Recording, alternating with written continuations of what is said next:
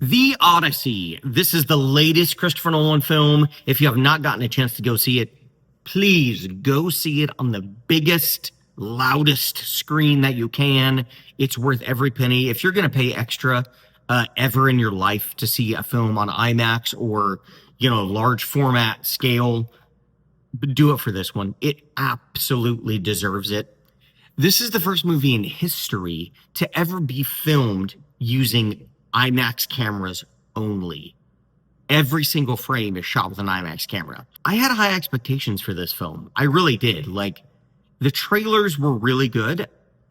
There were some things I was like, I wonder how that's going to play in the actual film. And watching all the behind the scenes stuff on this before I went to see it,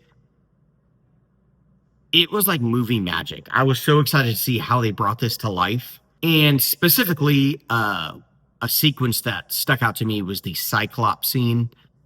My goodness, it was absolutely terrifying. Again, he used practical effects for this, a giant puppet. And then they had another human actor come and film, some of the actual movements and scenes. But it delivered in spades. I mean, it's an incredible and epic journey through a mythical, historical world. Homer's The Odyssey. This is Nolan's twist on it. And his writing and the story he chose to tell and the unique heart and humanness that he added to this story make it so relatable. And it's so relevant to today's world and such a great way for us in today's world to grasp this story. Because with storytelling, over time, you have to kind of update it so today's audiences will understand it and get a good hold on it and it will hit them well. Just the way he portrays all of these magical, mystical, events that happen with this crew is just insane. Matt Damon, he just does a tremendous job in this movie, just grounding Odysseus and making him really relatable. Now, I have heard some people say that the first 15, 20 minutes was too slow for them. For me, to be honest, I never struggled with that. I knew that Nolan was setting up this world. We're in Ithaca, and he's showing what Tom Holland, Odysseus' son, what he was having to do and handle when his father was gone and missing, as well as his wife Penelope, what she was having to deal with. And setting up this Ithaca, what was happening right then after 20 years of Odysseus being gone, what they were dealing with there, and all these suitors taking over.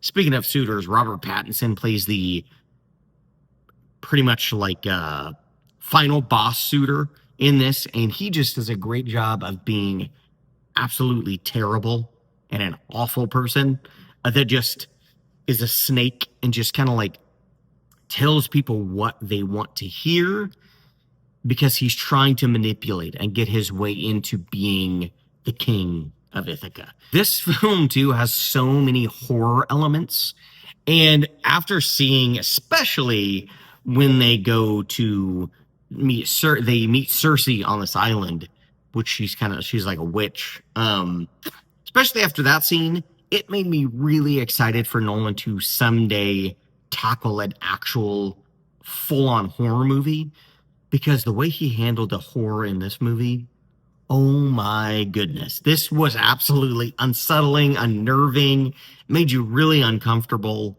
I thought it was just so well done. And the whole film culminates into this amazing third act that's so fulfilling and so earned. And, it's one of those endings where it's like you've been waiting for these bad people to get what they deserve. And the way it all comes together, it's just glorious. And again, Ludwig Göransson deserves to be nominated for an Oscar again. He just killed it. The sound design of this film. One thing that really, really stuck with me after the first screening of this was when Odysseus would string his bow and pluck it. They made it very intentional the sound design of the plucking of the bow was so big and grand and like and so booming that like it demanded attention. And when the first time we actually see Odysseus's face for the first time is when he strings his bow and then plucks it for the first time, and then it pans up and you see his face. Like that's how important this plucking of the bow was. It announced this is Odysseus, this is me, and this is who I am and why I'm king. Nolan, honestly, he just continues to deliver incredibly moving films that are also thought provoking and crowd pleasing. He just has the perfect balance of creating movies that are very thought provoking. You're like, man, I need to watch that again because there's so many themes and so much to pick up on that I need to watch it again. And it also is crowd pleasing. Like all of his Batman films, I feel like were very crowd pleasing.